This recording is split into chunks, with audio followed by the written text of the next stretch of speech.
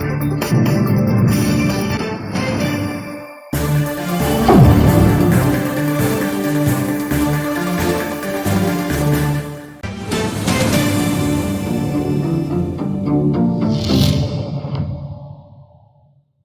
زخبركم تخطاتلتي تقراي أونلاين كمل لكم دحن لكم لما عنتي سنة 2025 እዩ كبرات تخطاتلتنا قابزي قصيلنا سمناوي ملእኽቲ ህዝባዊ ወያነ ሓርነት ትግራይ ክነቅርበልኩም ኢና ሰናይ ምክትታል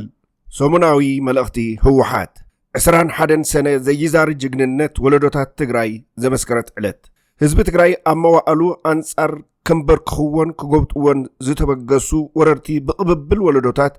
እናመከተ ህልውንኡ ዘረጋገፀን ዘረጋግፅ ዘሎን ህዝቢ እዩ ታሪክ ህዝቢ ትግራይ ታሪክ ቃልስን ዓወትን ኮይኑ እንትዝንተውን በብመዋእሉ ክጎብጥወን ከንበር ክኽወን ዝወፈሩ ወረርቲ ንምምካት ተገዲዱ ብዝኣተወ መማረፂ እምበር ኣብ ታሪኹ ንዝኾነ ይኹን ህዝቢ ክብድል ኮነ ክወርር ዘካየዶ ኩናት የለን ህዝቢ ትግራይ ኣብ ዝሓለፉ ዓመታት ዘካየዶ መኸተውን ኣካል እዚ ታሪክ እዚ እዩ ከም ህዝቢ ድሕሪ ዘካየዶ ነዊሕን መሪርን ብረታዊ ቃልሲ ነቲ ዝነበረ ስርዓት ቀይሩ መሰል ዓርሰ ምሕደሩኡ ዘረጋገፀ ስርዓት ተኺሉ ኣብ ወፍሪ ልምዓትን ህንፀት ሰላምን ዲሞክራሲን ኣብ ዝነበረሉ እዋን ኣብ ልዕሊኡ ቁሉዕ ጆኖሳይድ ምስ ተኣወጀ ልክዕ ከም ትማሊ ሃላዋቱ ንምውሓስ ዘካይዶ ቃልሲ እዩ ኣብዚ ወለዶታት ትግራይ ኣብ ሓደ መስርዕ ረቢቦም ዘካይድዎ ምስትንክራዊ ቃልሲ ካብ ዝጥቀሱ ስርሒታት ሓደ ድማ ብወፍሪ ኣሉላ ተሰይሙ ንዝተኻየደ ወፍሪ ስዒቡ ንመቐለ ሓዊሱ መብዛሕትኡ ከባብታት ትግራይ ሓራ ዘውፅአ ስርሒት መኸተ ህዝቢ ትግራይ እዩ ወፍሪ ኣሉላ ኾነ ስዒቦም ዝተኻይዱ ወፍረታት መኸተ ህልውና ጅግንነትን ተፃዋራነትን መንእሰይ ወለዶ ትግራይ ዘመስከሩ ምስትንክራዊ ስርሒታት እዚ ወለዶ እዮም እቲ መስርዕ ጅግንነት ወለዱ ዘለቆመ መንእሰይ ትግራይ ምስ ነባር ዓቕሚ ቃልስና ተዋዲዱ ንህልውና ህዝቢ ትግራይ ኩሉ መልክዕ መስዋእቲ ብምኽፋል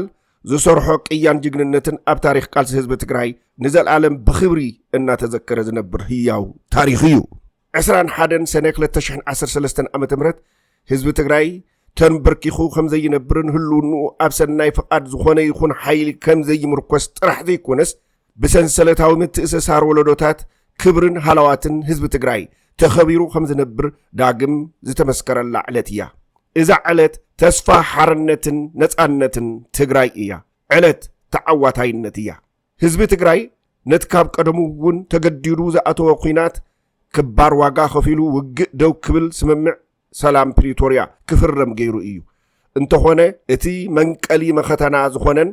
በቲ ስምምዕ ክረጋገፅ ዝነበሮን ሃላዋት ህዝቢ ትግራይ ሕዚ እውን ኣብ ሓደጋ እዩ ዘሎ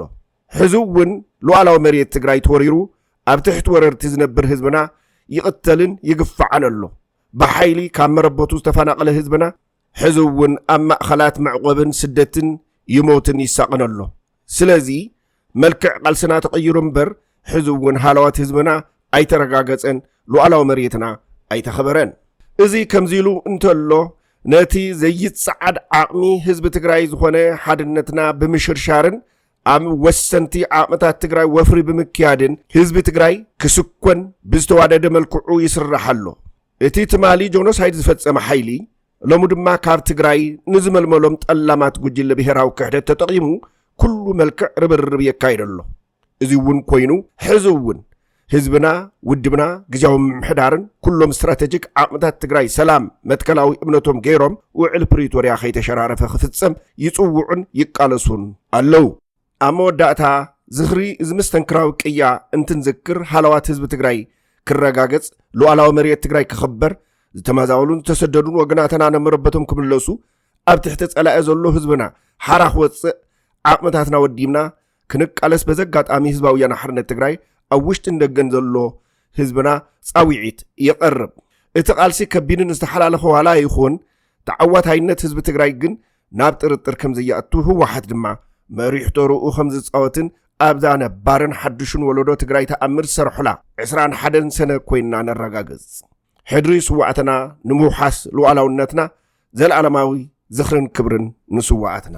ክቡራት ተኸታተልቲ ትልዕል ኢሉ ዘንበብክልኩም ብምኽንያት ታሪኻዊ ዕለት 21 ሰነ ዝወፀ ሰሙናዊ መልእኽቲ ህዝባዊ ወያነ ሓርነት ትግራይ እዩ ነይሩ ከምቲ ልሙድ ኣብቲ ጸኒሑ ዝቐርብ ላይቭ መደብና መጺኹም ክትካፍሉ ብኽብሪ እናዓደምኩ ነዚ ሰዓት እዚ ሒዘዮ መጽዮ ዝነበርኩ መደብ ግን ኣብዚ ክዛዘም እዩ። ክንዲ ዝተኸታተልኩም ክብረት ይሃበልና።